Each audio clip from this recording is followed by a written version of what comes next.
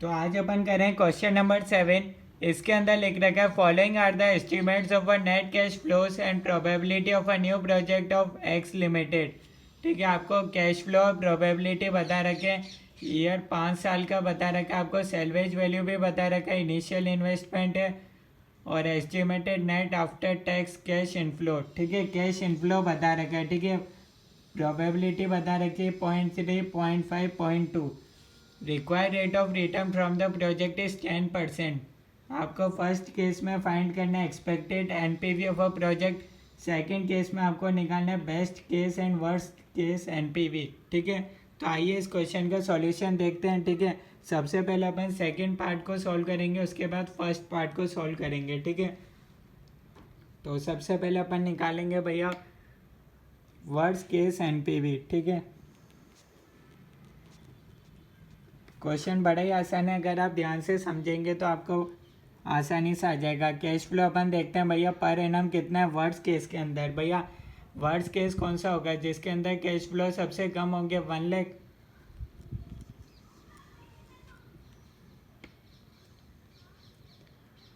ठीक है, 1 लाख हो गया कैश फ्लो। ठीक है, अब सेल्वेज वैल्यू भी देख लेते हैं भैया। सेल्वेज वैल्यू कितनी होगी भैया? सबसे कम कितनी है? 20,000। तो ये हो गया भैया 20,000। अब अपन को निकालना है भैया NPV at the rate of require rate है भैया 10%। ठीक है, तो यहाँ क्या होगा भैया 1 lakh cash flow into present value annuity factor. ठीक है, 10% है, रिक्वायर रेट ऑफ रिटर्न 5 साल है। ठीक है, टोटल ईयर 5 साल है। ठीक है, प्लस अपन कर देंगे भैया 20,000 सेल्वेज वैल्यू है इंटू प्रेजेंट वैल्यू फैक्टर 10%, 5। अब माइनस कर देंगे भैया कितना कैश आउटफ्लो होगा? 4 लाख का इनिशियल इन्वेस्टमेंट है, उसको अपन माइनस कर देंगे। ठीक है, present value of cash flow minus present value of cash outflow. ठीक है, ये एनपीवी का फॉर्मूला होता है, मैंने भी वही फॉर्मूला लगाया, मैंने सेल्वेज वैल्यू को ऐड कर रखा इधर। ठीक है, तो ये हो जाएगा भैया 1 लाख इंटू, इसको अपन कैसे कैलकुलेटर पे सॉल्व करते हैं? 10% है तो 1.1 डिवाइडेड बाय 5 ईयर्स है तो 5 बार इक्वल्स टू का साइन 1 2 3 4 5, कितना हो गया? 0.620। 0.620 को अपन सेल्वेज वैल्यू में लिखेंगे। ठीक है, और कैश फ्लो में क्या करेंगे? 5 साल का है तो डायरेक्ट अपन जीटी का बटन दबा देंगे तो डायरेक्ट आ जाएगा, सम हो जाएगा 3.790 आ रहा है। माइनस कर देंगे भैया 4 लाख। अब अपन को भैया इसको अपन को सॉल्व करना रहेगा, तो इधर आ रहा है भैया 3,79,000 प्लस 12,400 माइनस 4 लाख। यहाँ अपने पास आ रहा है भैया आंसर नेगेटिव आ रहा है क्योंकि वर्स्ट केस है, 8,600 नेगेटिव है। ठीक है, अब अपन कौन सा केस देखेंगे भैया? नॉर्मल केस देख लेते हैं एनपीवी। क्वेश्चन में पूछा नहीं है फिर भी अपन निकाल रहे हैं। क्यों निकाल रहे हैं? फर्स्ट पार्ट के लिए, फर्स्ट पार्ट का आंसर में काम आएगा। ठीक है, कैश फ्लो पर एनम कितना है? नॉर्मल केस है, नॉर्मल केस में 1,10,000 और सेल्वेज वैल्यू है भैया अपने पास 50,000।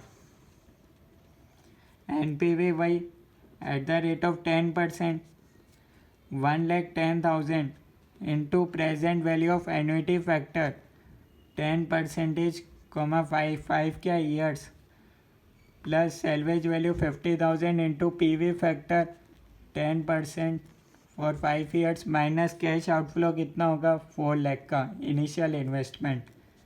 इसको आप सॉल्व करोगे तो आपके पास आएगा भैया 3.790, वही सेम ही रहेगा पहले अपन ने निकाला था, plus 50,000 into 0.620। Salvage value last year का ही होता है इसलिए अपन इधर जीटी का बटन नहीं दबाएंगे। ठीक है, माइनस 4 लाख। अब इसको अपन को सॉल्व करना रहेगा तो इधर आ रहा है भैया 4,19,000 था, 4,16,000, 4,16,900 प्लस 31,000 माइनस 4 लाख। इसको आप सॉल्व करोगे तो आपके पास आएगा 47,900 ये हो गया नॉर्मल केस। अब एक बेस्ट केस एनपीवी, ठीक है। अपन क्या कर रहे हैं, तीनों केस के निकाल रहे हैं। ये है भैया वर्स्ट केस, नॉर्मल केस और सबसे बेस्ट केस, सबसे ज़्यादा कैश इनफ्लो हो रहा है, ठीक है।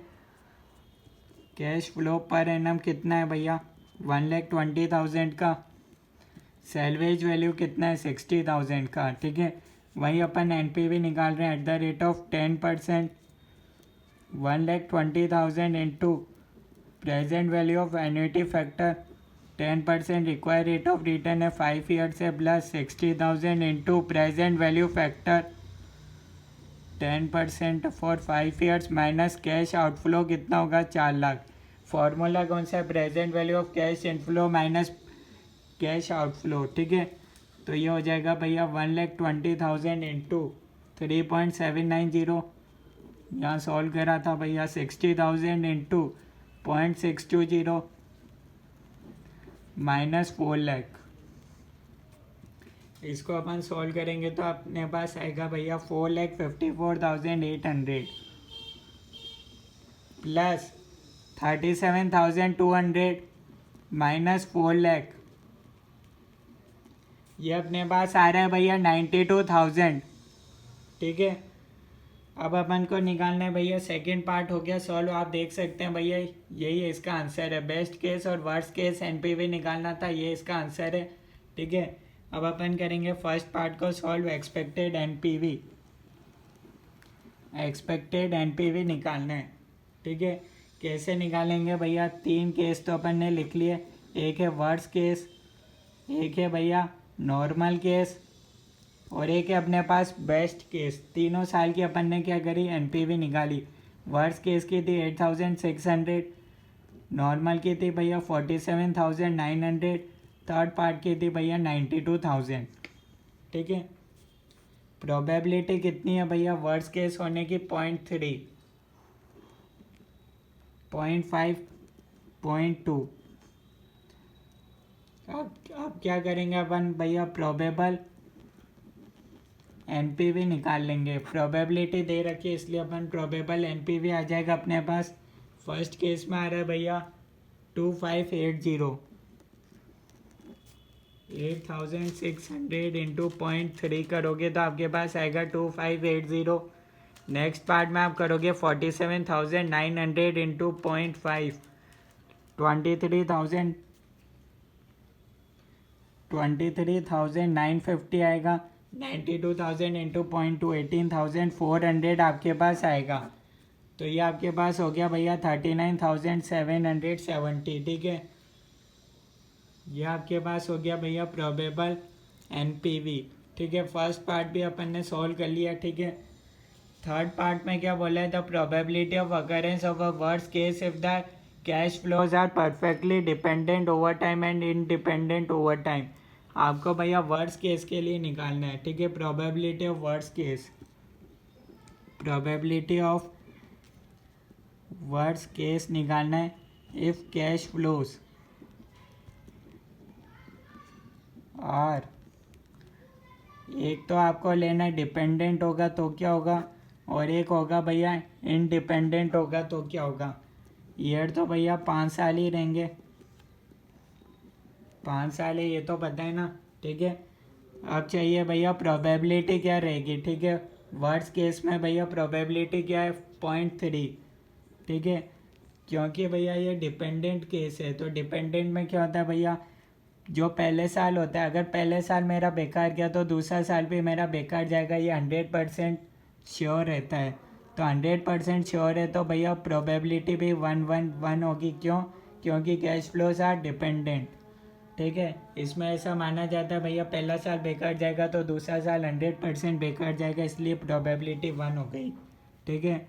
अब क्या होगा भैया, 0.3 हो गया इसका आंसर, ठीक है, डिपेंडेंट का। और इंडिपेंडेंट के केस में क्या होगा भैया, 1 2 3 4 5, 5 साल हो गए भैया। प्रोबेबिलिटी के केस में क्या होगा भैया, 0.3। इसमें ऐसा माना जाता है भैया पहला साल मेरा बेकार गया तो दूसरे साल की गारंटी नहीं है कि भैया मेरा बेकार जाएगा ही जाएगा, उसकी कोई गारंटी नहीं है। सिर्फ मेरे को वर्स्ट केस मेरे साथ सेकेंड ईयर में होगा उसकी प्रोबेबिलिटी 0.3 रहेगी, ठीक है। थर्ड ईयर में कोई गारंटी नहीं है कि भैया थर्ड साल में आप बेकार जाएगा, सिर्फ थर्ड साल बेकार जाएगा उसकी प्रोबेबिलिटी है 0.3। ऐसे ही भैया 5 साल में सेम रहेगा, ठीक है। तो ये क्या होगा भैया 0.3 की पावर 5 हो जाएगा, ठीक है। तो इसको आप सॉल्व करोगे 0.00243, ये इसका आंसर, ठीक है। 0.3 इंटू 0.3 इंटू करना पड़ेगा तो आपके पास 0.3 की पावर 5 हो जाएगा, ठीक है। यहाँ तक आपको समझ आया? देख लो ये थर्ड पार्ट का आंसर देख लो, यहाँ से थर्ड पार्ट है, ठीक है। ठीक है, फोर्थ पार्ट में आपसे बोला है standard deviation and coefficient of variation निकालना है। Assuming that there are only 3 streams of cash flow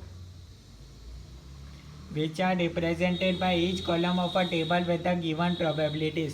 standard deviation निकालना है और कोएफिशिएंट ऑफ वेरिएशन निकालना है। कोएफिशिएंट ऑफ वेरिएशन का फॉर्मूला होता है standard deviation divided by NPV.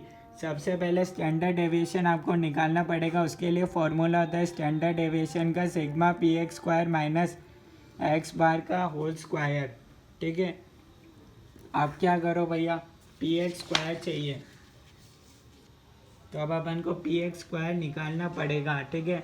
Probable NPV निकाला था, इधर करो भैया सिग्मा पी एक्स स्क्वायर, ये रहा 2580 इंटू एक्स 8600 इंटू 2580 करो 2218830, ये आपको करना पड़ेगा 7205 30, ठीक है। 1692850, total sigma p x square हो जाएगा भैया 286, टोटल लगा रहे हैं 2193000। ये आपको करना पड़ेगा, क्या कर रहे हैं 23,950 इंटू 47,900 18,400 इंटू 92,000, ये था सिग्मा पी एक्स स्क्वायर। क्यों निकाला? स्टैंडर्ड डेविएशन के लिए चाहिए था।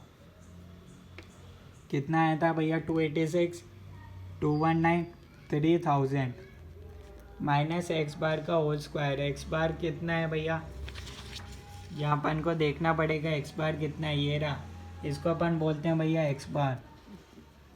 प्रोबेबल एनपीवी को 39,770, इसका हो जाएगा होल स्क्वायर। इसको आपको सॉल्व करना पड़ेगा 286, 219 3000 माइनस ये होगा भैया 39,770 इंटू 39,770 158 1652900। तो इसको आप सॉल्व करोगे तो आपके पास आएगा भैया, सब सॉल्व कर दो तो 35784 आ रहा है स्टैंडर्ड डेविएशन। फॉर्मूला में करो 35784 डिवाइडेड बाय एनपीवी। एनपीवी कितनी थी भैया अपनी 39770, यही तो एनपीवी थी 39770। इसको आप कैलकुलेटर पे सॉल्व कर लो तो आपके पास आएगा भैया 0.90। इसका क्या मतलब हुआ कोएफिशिएंट ऑफ वेरिएशन का, आपको समझने के लिए बता देता हूँ।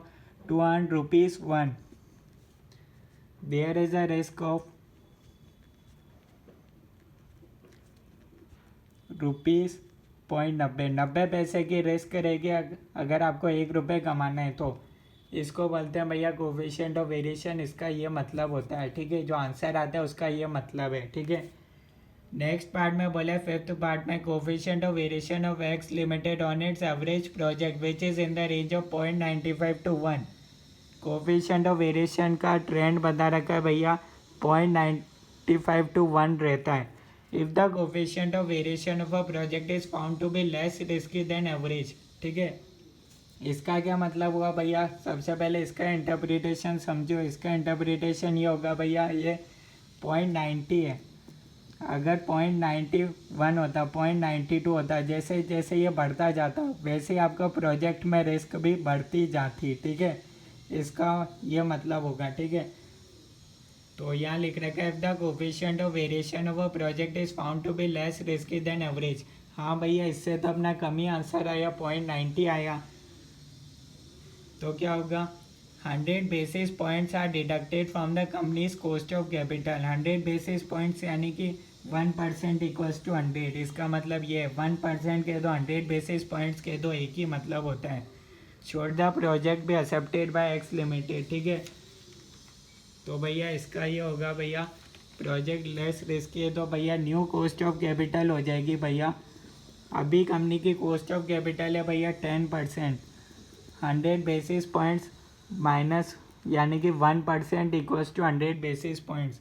तो न्यू कॉस्ट ऑफ कैपिटल हो जाएगी आपकी 9%। ये इस क्वेश्चन का आंसर, ठीक है। 100 बेसिस पॉइंट्स यानी कि 1%, ठीक है। प्रोजेक्ट यानी कि भैया अपना जो आया 0.90 आया था अपना, तो भैया लेस रिस्की है भैया। कंपेयर कर रहे हैं भैया इस ट्रेंड के साथ, ठीक है। ये होता है तो भैया मोर रिस्की होता है, ठीक है। इस तो अपना तो लेस रिस्की आया, ये जितना कम होगा उतना प्रोजेक्ट लेस रिस्की होगा। 0.95 आया, 0.90 आया, इसका मतलब प्रोजेक्ट भैया लेस रिस्की है। तो क्या होगा, 100 बेसिस पॉइंट्स डिडक्ट हो जाएंगे, यानी कि 1% डिडक्ट हो जाएगा कंपनी कॉस्ट ऑफ कैपिटल से। अभी कंपनी कॉस्ट ऑफ कैपिटल है 10%, तो 1% डिडक्ट हो जाएगा, ठीक है। 100 बेसिस पॉइंट्स यानी कि 1% ही डिडक्ट होगा, तो नई कॉस्ट ऑफ कैपिटल हो जाएगी भैया 9%। फिफ्थ पार्ट में आपसे ये पूछा था, ये इस क्वेश्चन का सॉल्यूशन, कोई डाउट है तो आप बता दो।